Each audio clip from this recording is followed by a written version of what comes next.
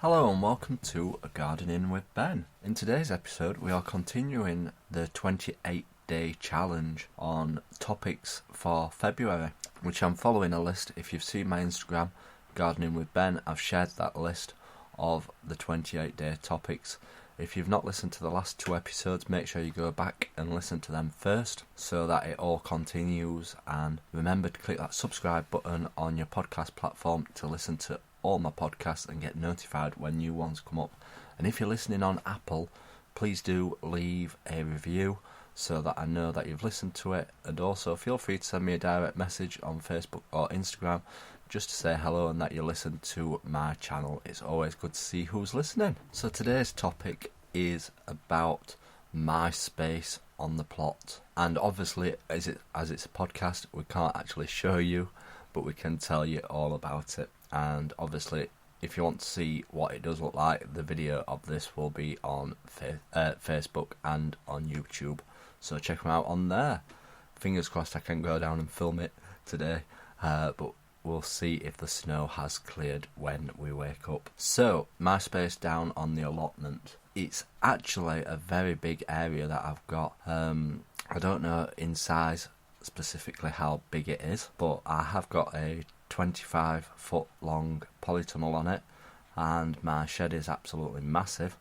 It only started off as a greenhouse when I first got my allotment, but as the years have passed I've got rid of the greenhouse because I didn't want the glass on the plot, as obviously when panes fall out it shatters and creates more mess.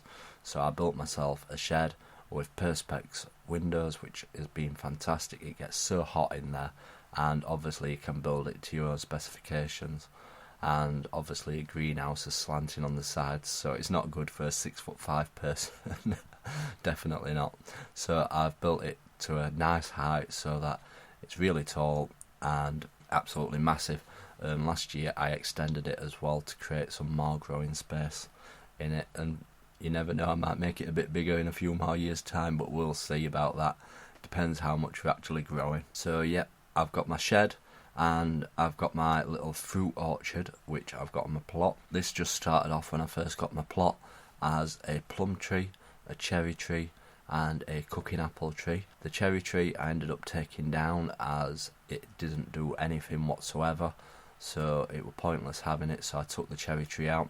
So I've still got the remaining plum tree and the cooking apple tree. It's a Bramley cooking apple tree and produces so much fantastic apples. And the plum tree is a Victoria plum tree, and if you're looking at getting a plum tree I highly recommend that variety. It seems to fruit every 1 to 2 years, and then it has a year off for some reason, but the amount of plums that I do get on it when it does fruit is phenomenal. My family absolutely can't wait until it starts fruiting because they know that they'll be getting plenty coming to them, as I do like to share them all. And thing is as well, they're all ready at the same time and you just can't store them very well, so you have to give them away as fast as possible. So that is my fruit orchard, and since then through the years I've put in a couple of pear trees, which I had a few pears off it last year, which was really good, and a eating apple tree as well. For some reason that didn't fruit very well last year, but fingers crossed it'll fruit this year, so we'll see about that. And then obviously I've got my fantastic rhubarb patch. When I first got my plot I bought 3 rhubarb crowns. I've now got 16 probably, and I get so much rhubarb you probably wonder why I got 16 crowns.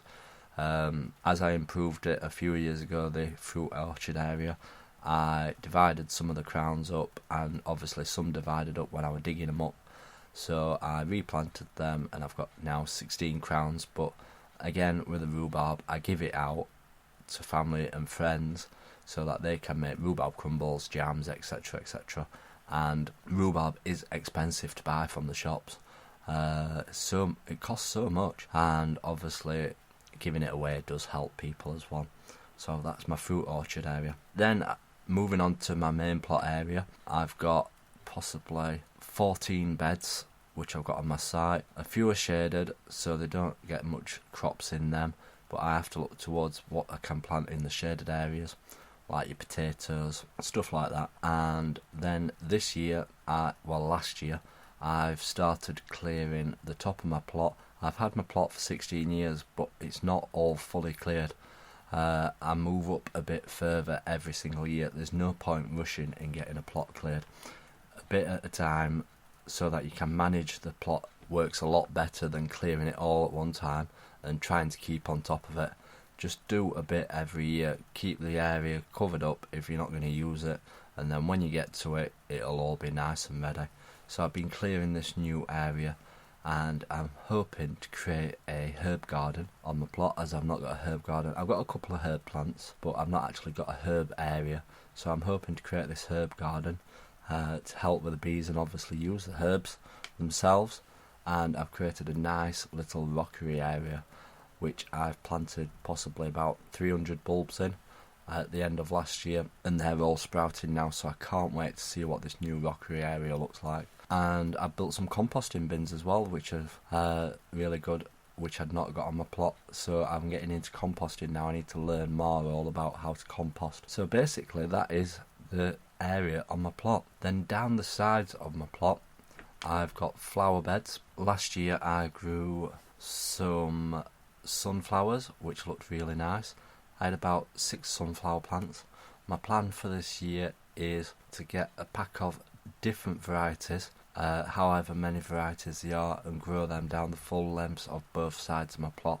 So fingers crossed we will have a spectacular display of sunflowers on the plot, as if you can get them growing and get them to the right height for the slugs not to eat them, because in the first few stages they are vulnerable. So as long as I protect them and get them growing, we could have a fantastic display of sunflowers. And my sunflowers feature on my greeting cards, what I've put on sale on my website, so check them out, and they are doing really well. The sunflower cards, they're selling really well, so have a check at them. They're blank on the inside, so you can use them for any occasion or even just for a letter. So yeah, fingers crossed, it's going to be a fantastic year this year. I'm looking at different types of flowers to grow on the plot, so if you've got any suggestions, let me know. It's always good to get other people's opinions. What are easy flowers to grow?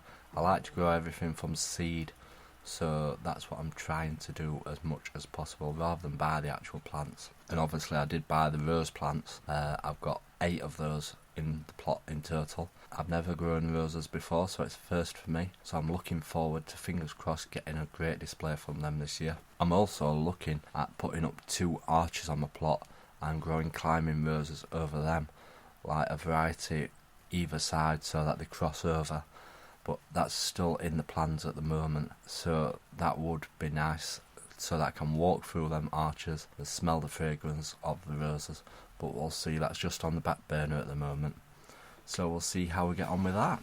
So as always, you can check out all my merch on my website. I've got some fantastic hoodies and t-shirts which make great gifts, and also for yourself. And I've got the greeting cards which I mentioned, what have just gone on sale in the last couple of weeks, and they are for any occasion. You can use them for letters, they're blank on the inside, so you can send a card to somebody just to let them know that you're thinking of them during these lockdown times, which is really nice. And obviously all this stuff is posted worldwide, so feel free to check them out. And until next time, remember, keep gardening.